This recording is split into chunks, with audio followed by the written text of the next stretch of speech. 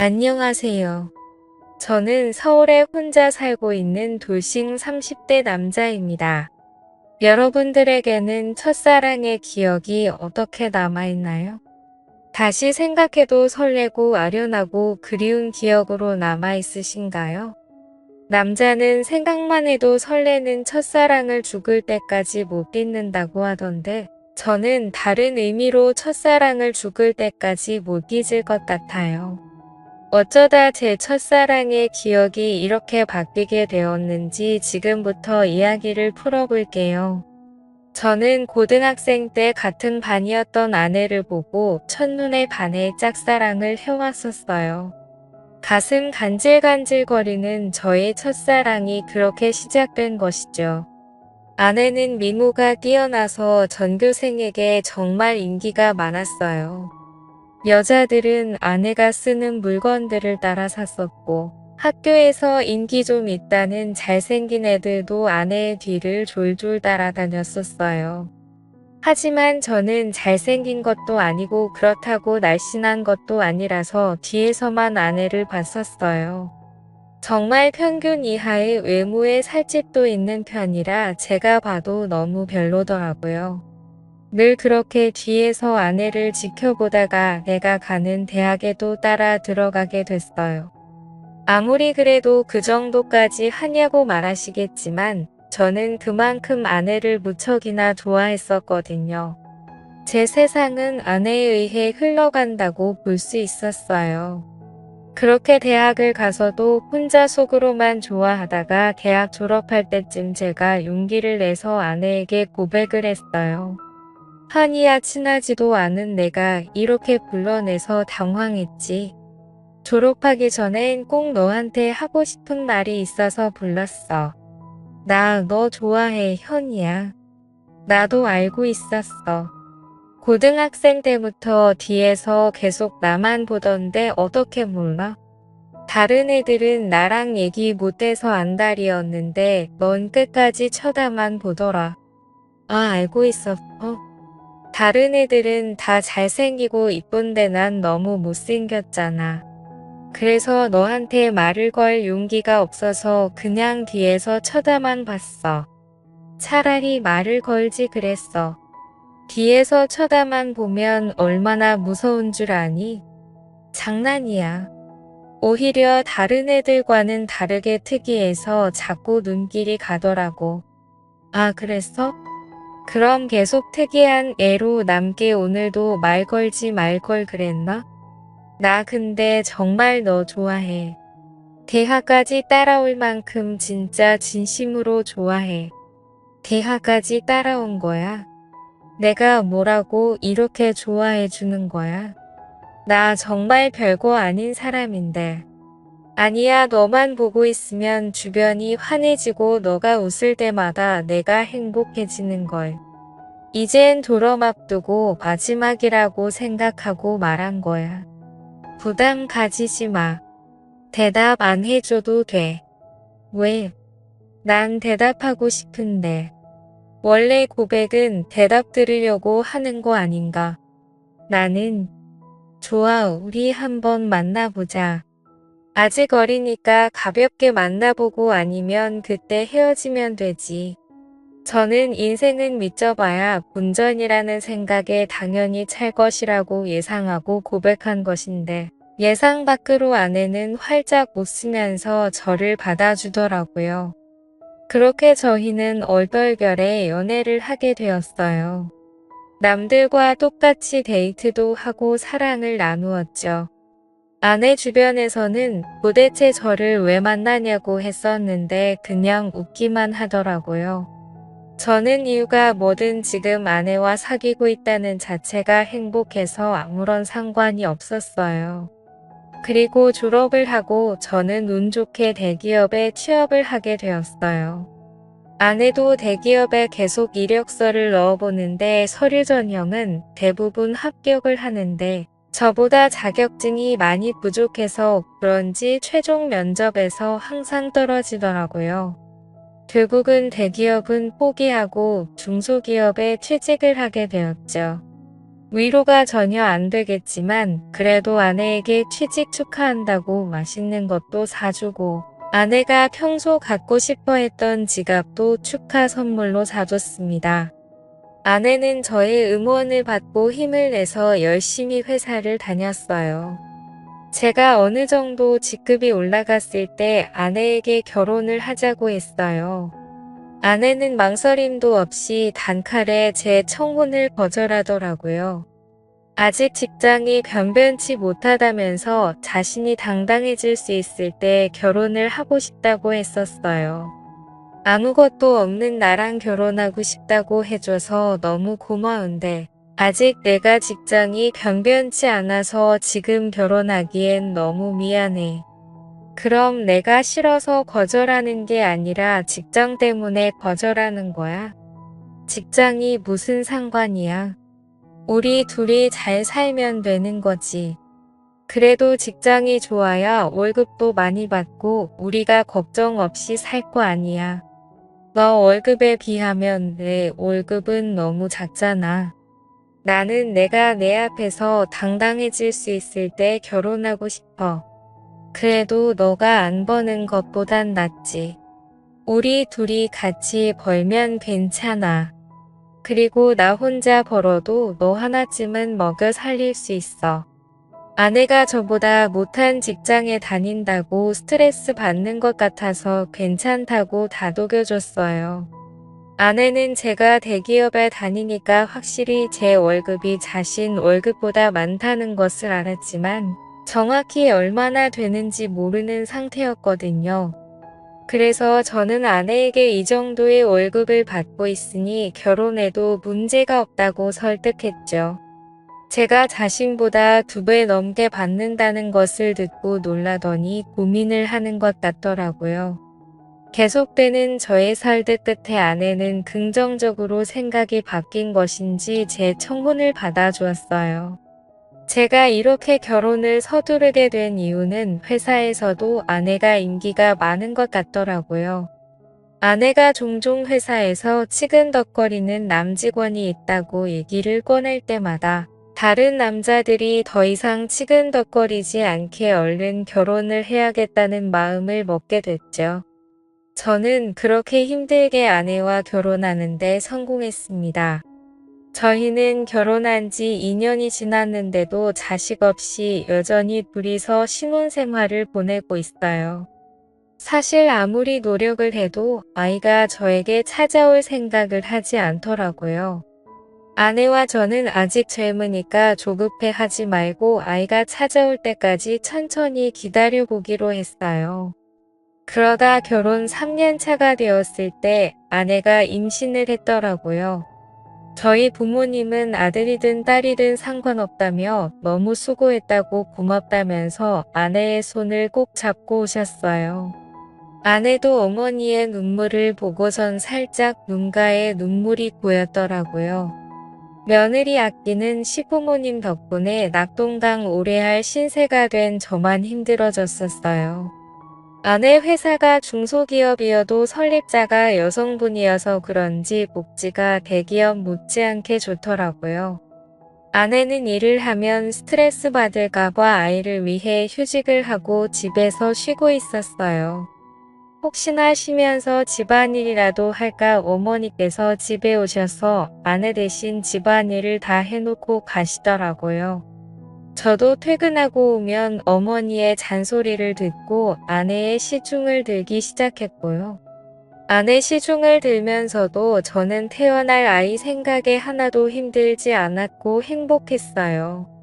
저희는 아들, 딸 구애받지 않으려고 병원에 검진을 가도 성별을 알려고 하지 않았어요. 출산하고 아이를 보러 신생아실에 갔는데 아내를 아주 속 빼닮은 귀여운 딸이더라고요. 엄마를 닮아서 그런지 아이의 얼굴이 벌써 완성형이라고 호들갑 떨었다가 아내한테 주책이라면서 벌써 딸바보 됐냐고 등짝 한 대 맞았네요. 아내 손이 매운 편인데 저는 그날 아무리 맞아도 아프지가 않고 오히려 간지러웠어요. 이래서 다들 딸 낳으면 딸바보가 되는 건가 보다 싶더라고요.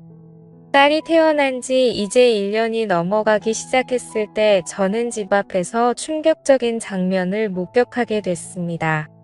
제가 직급이 올라가면서 회의다 뭐다 여기저기 불려다니다 보니 정시 퇴근하는 아내가 항상 저보다 먼저 집에 와 있었어요. 그런데 제가 몸이 안 좋은 것 같아서 회의에 참석하지 못하고 집에 바로 온 적이 있었어요. 차를 주차하고 내리려고 가방을 챙기는데 어떤 차에서 내리는 아내가 보이더라고요. 아내는 운전면허가 없어서 항상 제가 데려다 주거나 대중교통을 이용해서 출퇴근을 했었거든요. 저는 처음엔 동료가 데려다 준 거라고 생각하고 신경을 쓰지 않으려고 했었어요. 그런데 아내가 집에 들어가려고 할 때 남자가 차에서 내리더니 아쉽다는 듯 아내의 손을 잡더라고요.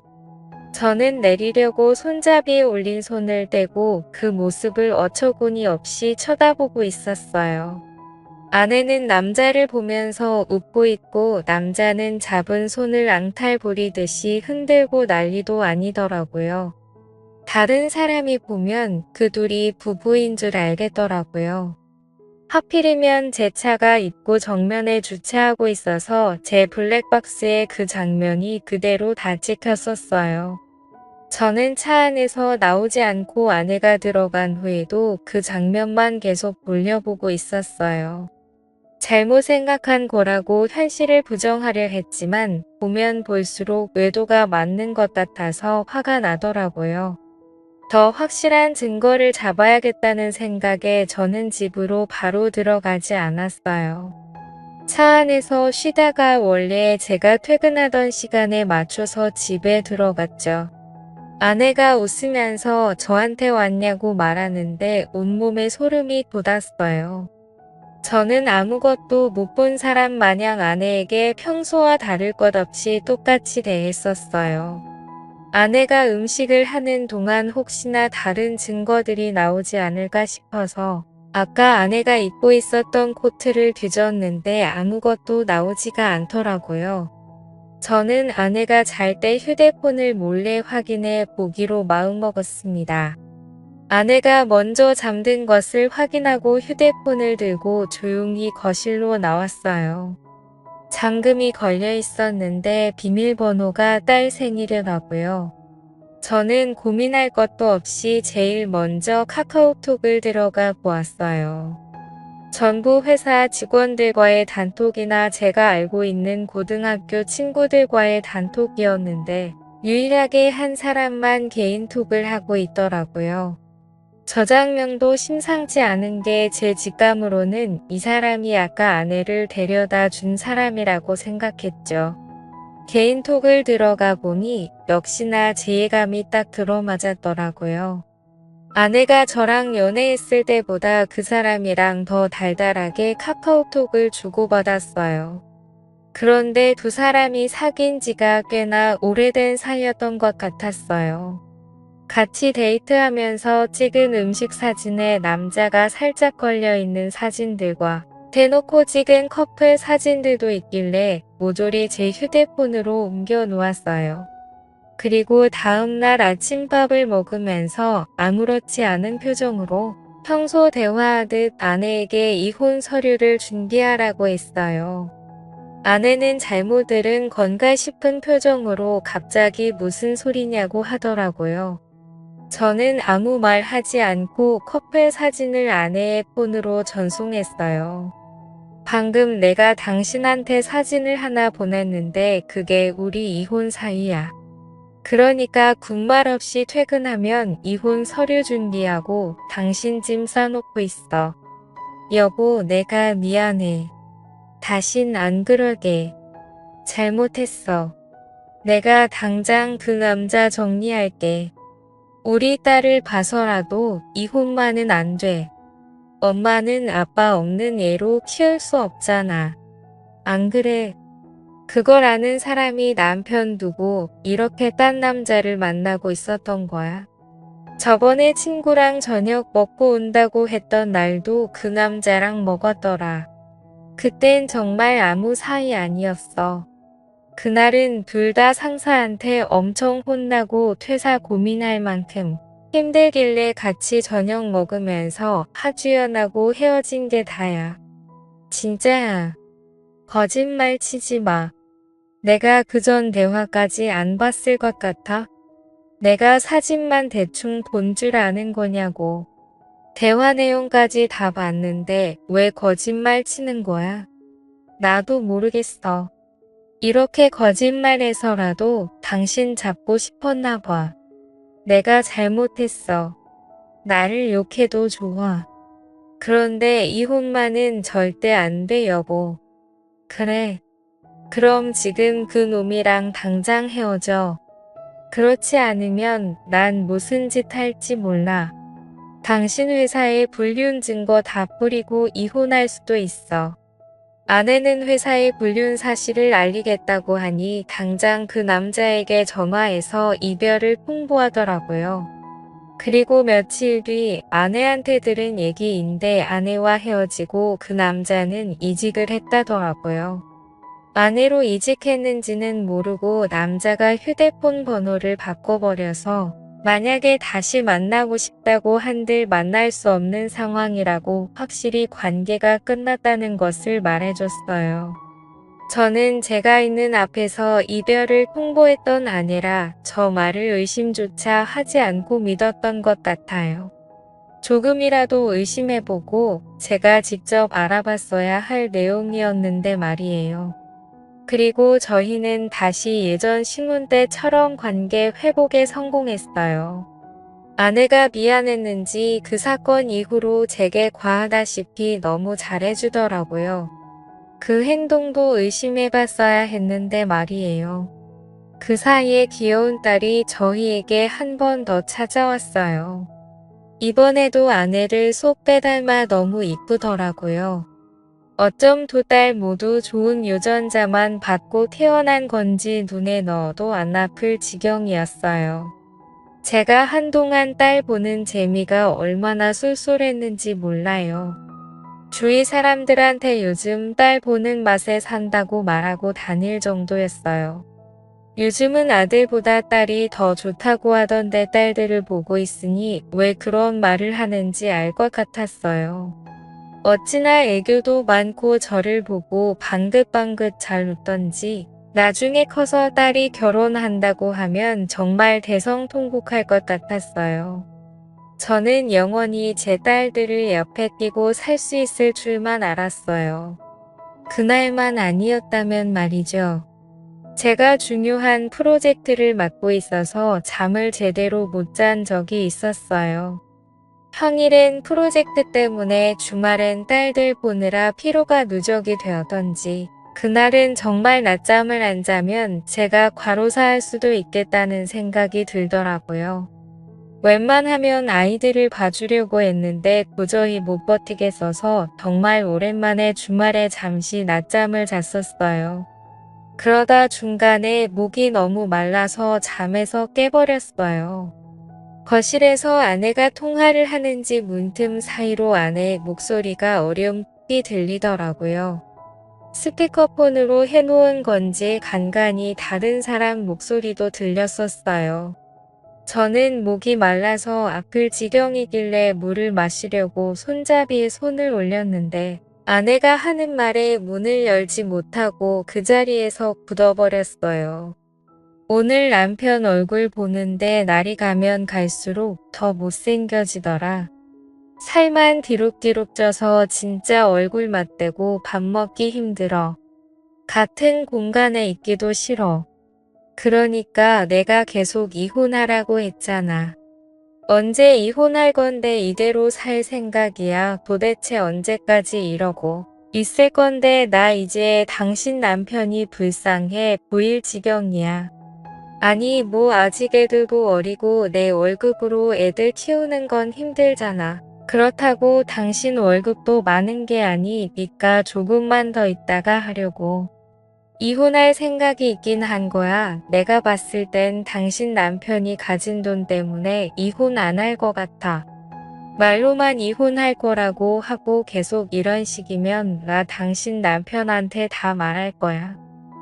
좀 기다려보라고 했잖아. 왜 이렇게 보채는 거야? 매력 떨어지게. 우리 딸 부족함 없이 키워야 하지 않겠어. 그러니까 조금만 참아. 그건 그렇긴 한데 나도 애기들 보고 싶단 말이야. 맨날 사진으로만 보고 나도 실제로 애기들 알아보고 싶어.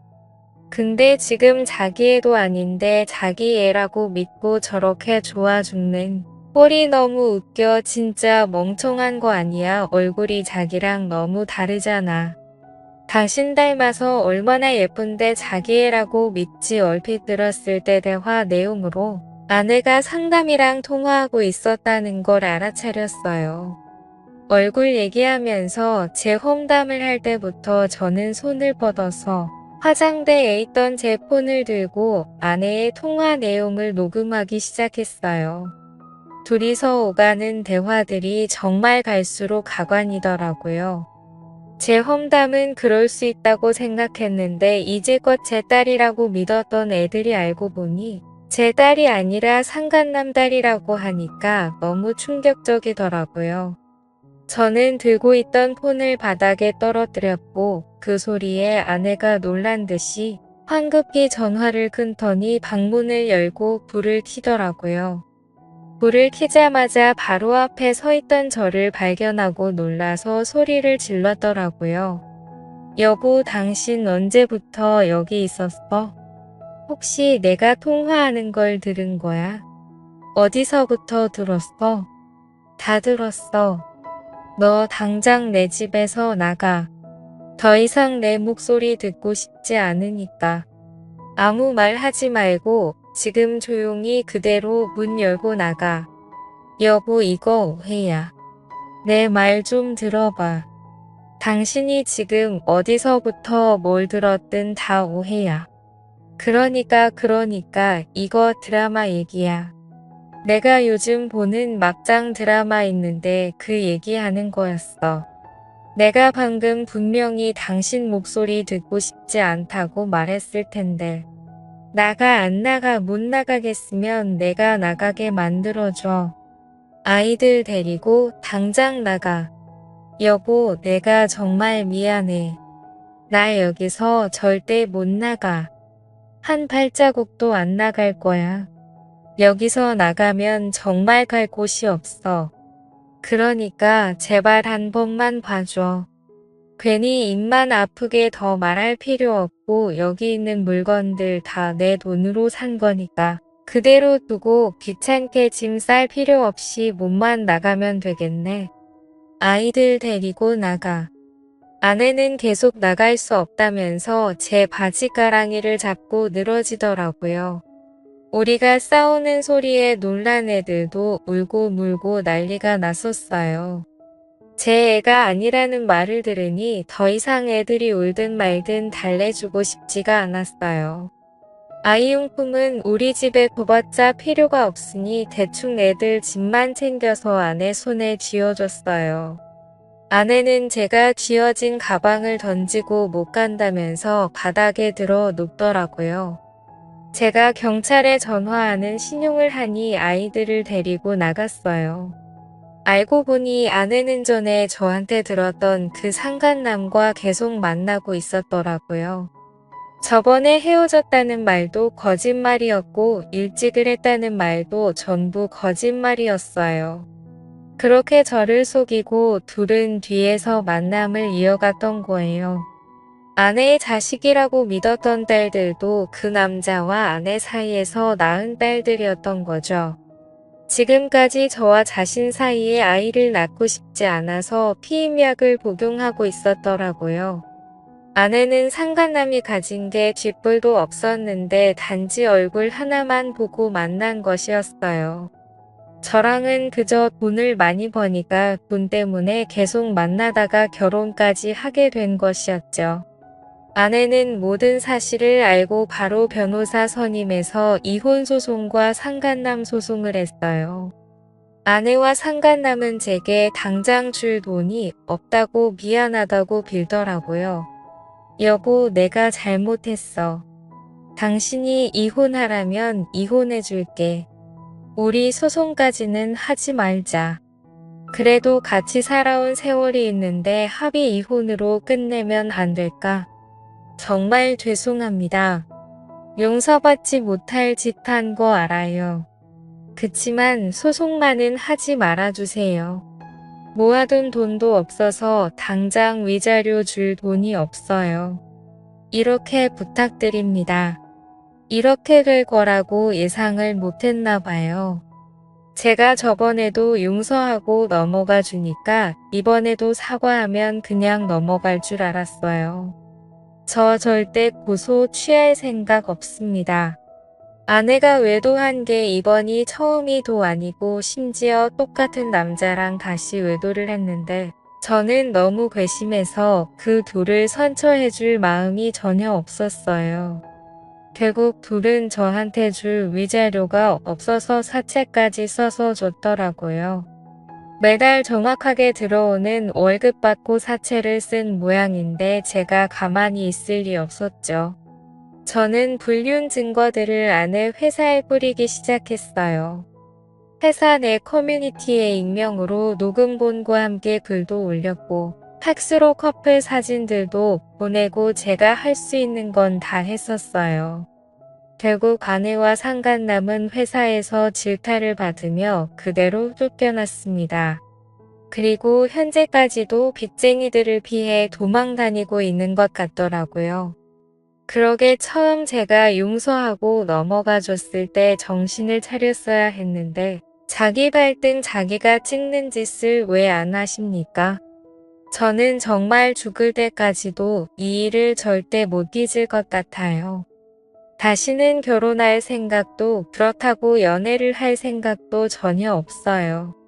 저는 이렇게 혼자서 걱정 없이 사는 것도 괜찮을 것 같다는 생각을 해요.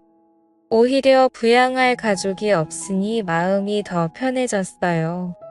저희 어머니는 아직도 집사람이 바람펴서 유인한 줄 모르고 계세요. 나이도 많으신데 혹시나 충격에 쓰러지실까봐 영원히 제 가슴에만 묻어두려고 합니다. 여러분들은 첫사랑의 기억이 꼭 예쁘게 남아있었으면 좋겠네요. 지금까지 제 이야기 들어주신 모든 분들께 감사합니다. 모두 가족들과 행복하고 따뜻한 겨울 보내시길 바랍니다.